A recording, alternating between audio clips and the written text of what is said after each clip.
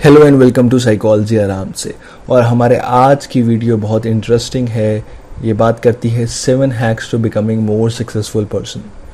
इस वीडियो को स्टार्ट करने से पहले मैं रिक्वेस्ट करता हूँ, जिन्होंने इस चैनल को सब्सक्राइब नहीं किया है और बेल आइकन नहीं दबाया है, प्लीज़ दबा दीजिए। अब बढ़ते हैं अपनी वीडियो की तरफ और जानते हैं ये 7 हैक जो आपको सक्सेसफुल बना सकते हैं।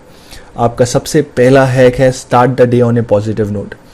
अपने डे को रिवाइंड कीजिए और अपने आप से पूछिए क्या आपने अपना बेड आज बनाया उठने के बाद।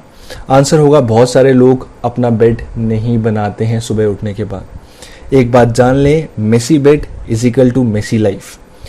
How you do one thing in the life is how you do everything. So अगर आप एक काम सही से नहीं करेंगे तो आप बाकी काम भी सही से नहीं कर सकते।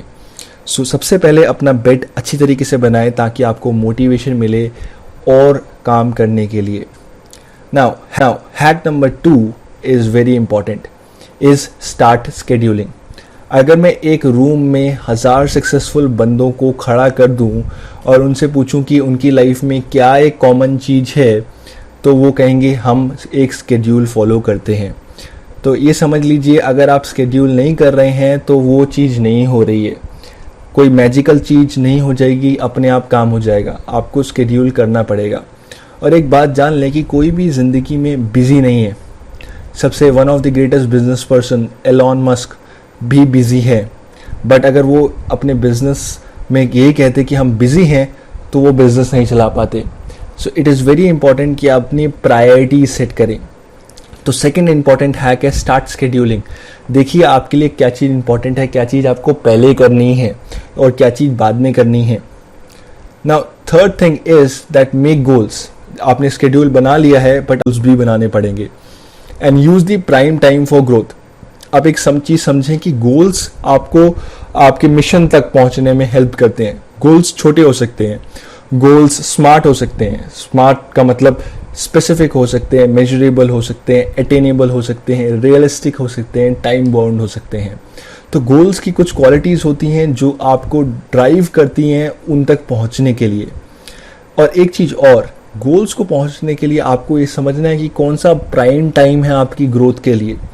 तो स्टडीज़ ने पाया है, काफ़ी स्टडीज़ ने, साइंटिफिक स्टडीज़ ने ये पाया है कि जो सुबह उठने के 2 घंटे बाद जो आपका दिन जो तब स्टार्ट होता है, आपका ब्रेन उस टाइम सबसे ज़्यादा प्रोडक्टिविटी के लिए प्राइम्ड होता है। तो इस समय को आप इस्तेमाल करो, इस समय को वेस्ट मत जाने दो, ठीक है। सो इस समय को आप बोलते हैं टिप नंबर 4 पे, that is adopt new constructive behaviours.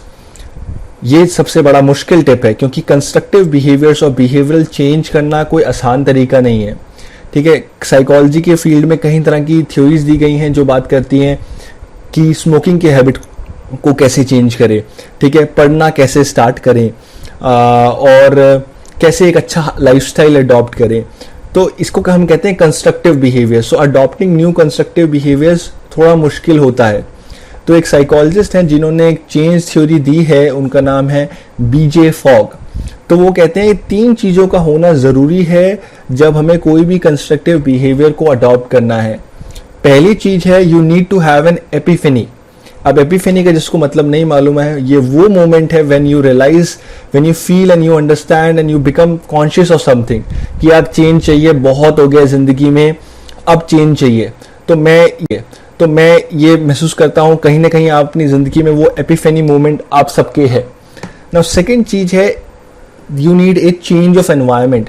ना एनवायरमेंटल चेंज कुछ भी हो सकता है कि आप लेट उठते हो तो आप जल्दी उठना स्टार्ट करें। हो सकता है कि आपकी स्टडी की प्लेस में आपको रिसोर्सेज एक्सेसिबल नहीं है तो अपनी बुक्स पास में रखें, या फिर अपने रूम में कोई चीज़ चेंज कर दें, या फिर आप अपने स्केड्यूल में कुछ चीज़ें ले आएँ जो आपको एनवायरनमेंट चेंज कर दे, ओके। या फिर आप सेटिंग्स चेंज कर दें। अगर आप घर पे नहीं पढ़ पाते हैं, आप लाइब्रेरी में जाके पढ़ें। So you need a change in environment. और फॉर एग्जाम्पल अगर आप स्मोकिंग बहुत ज़्यादा करते हैं तो change in environment could be you could probably meet people, we socialize more rather than smoking, okay. So there needs to be a change in environment. So अगर आप जिन लोगों के साथ स्मोकिंग करते हैं, आप उनकी कंपनी छोड़ के कहीं और कुछ और फ्रेंड्स ढूंढ लीजिए जो दूसरा काम करते हैं। And then the third is very important, behaviour tiny. देखो एक दिन में आप पहाड़ नहीं चढ़ पाओगे, चेंज हमेशा छोटा होता है, ठीक है। सो ये हो सकता है कि अगर आप बहुत टाइम तक कॉन्सेंट्रेट नहीं कर पाते हो पढ़ने के लिए, तो छोटा गोल बनाओ कि आज मैं 10-15 मिनट पढ़ूंगा, ठीक है। या फिर आज मैं पढ़ने का दूसरा तरीका लगाऊंगा, मे बी यूट्यूब से पढ़ूंगा, ठीक है। सो आज मैं अपने नोट्स बनाऊंगा। तो छोटे छोटे स्टेप्स के साथ आप फाइनली गोल पे पहुंच पाओगे। मे बी मेरा 2 घंटे का पढ़ने का गोल है। सो ये 3 चीज़ें होनी चाहिए कोई भी कंस्ट्रक्टिव बिहेवियर को अडॉप्ट करने के लिए। सो अब हम अपने टिप नंबर 5 पे आते हैं, वॉच योर लैंग्वेज। ड्यूड, ये बहुत इंपॉर्टेंट चीज़ है कि आपको अपनी लैंग्वेज वॉच करनी पड़ेगी। न्यूरो लिंग्विस्ट कहते हैं कि हमारे जो वर्ड्स होते हैं, हमारी जो स्पीच और थॉट्स होते हैं, वो हमारे गोल्स और एक्शंस कहीं ना कहीं डिटरमाइन कर देते हैं।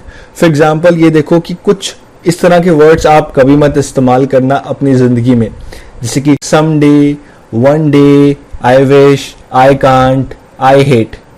देखो ये वर्ड्स में कोई अकाउंटेबिलिटी नहीं है, और जहां पे अकाउंटेबिलिटी नहीं होगी वहां पे आपकी सक्सेस इमीडिएटली रुक जाएगी। So rather than saying some day, you say that this is the day I am doing the thing. Rather than say I wish, you से आई एम डूइंग, ठीक है। सो न्यूरो लिंग्विस्ट का कहना है कि आप जिस तरह की लैंग्वेज इस्तेमाल करोगे, जिस तरह के थॉट्स रखोगे, उसी तरह से आपका गोल्स और एक्शंस चेंज हो जाएंगे। यानी कि कहने का मतलब है आपकी कन्विक्शन आपके वर्ड्स डिटरमाइन कर देते हैं। अब हम आते हैं अपनी 6th टिप पे, ये है have positive emotions with in you. देखो ये पाया गया है कि when you smile neurons fire, ठीक है। Smiling makes U a better person. Obviously बात है, जब आप स्माइल करते हो आप बहुत कॉन्फिडेंट लगते हो, आपसे ज़्यादा लोग बात करते हैं, आपको खुद को अच्छा महसूस होता है, and then there is also a chance that you can close more deals when you are smiling, and you are more successful with people in life when you start smiling. Now एक चीज और है psychological principle जो मैं आपको बताना चाहूंगा, बहुत इंटरेस्टिंग है, वो है फेशियल फीडबैक हाइपोथेसिस। सपोज करो आप अच्छा महसूस नहीं कर रहे हो and you just fake the smile, just because you move the muscles and you try to smile. क्या होता है, फिजियोलॉजिकली हमारे इमोशंस चेंज हो जाते हैं। That is called facial feedback hypothesis. So in fact ये पाया गया अगर एक्टर्स जिस तरह की एक्टिंग करते हैं, जिस तरह के इमोशंस वो फेक इमोशंस दिखाते हैं, तो उनके इमोशंस रियली में चेंज हो जाते हैं, उनका अंदर फील करना भी चेंज हो जाता है। तो अगर आप अच्छा महसूस नहीं भी कर रहे हैं, just smile, just try to smile, ठीक है। और एक बात ध्यान रखना, पॉजिटिव इमोशंस एक अपवर्ड स्पाइरल क्रिएट करते हैं और नेगेटिव इमोशंस एक डाउनवर्ड स्पाइरल क्रिएट करते हैं। आपने देखा होगा एक पॉजिटिव इमोशन जब आपके दिमाग में आता है उससे पता नहीं क्या क्या होता है, आप पॉजिटिव होते ही जाते हो उस दिन। और जब नेगेटिव इमोशंस आते हैं, you are in the down, you are in the dumps, तो वो भी हो जाता है, एक नेगेटिव स्पाइरल क्रिएट हो जाता है। अब आते हैं हम अपनी 7 टिप पे, that is read a book. अच्छा, अब कोई भी बुक, ऐसा मत करना कि कोई भी बुक पकड़ के बैठ जाओ, ठीक है। आप वो बुक पकड़ो जो आपको नॉलेज, आपको हेल्प करेगी आपके रियल लाइफ में। ये आपको जानना जरूरी है कि नॉलेज बहुत है आज के टाइम पर, बट अगर वो बुक की नॉलेज आपके काम नहीं आ रही है, तो I am sorry to say you are just wasting your time in reading that book. So आपको क्या करना है, दिन में 20 मिनट कोई भी बुक पढ़नी है जो आपको अच्छी लगे, जो आपको लगे यार ये मेरा पूरा दिन की शुरुआत के लिए अच्छी है। तो आई होप आपको ये वीडियो अच्छी लगी होगी। हम ऐसी और वीडियोस लेके आते रहेंगे और साइकोलॉजी को सबके लिए एक्सेसिबल बनाएंगे। And meet you next time.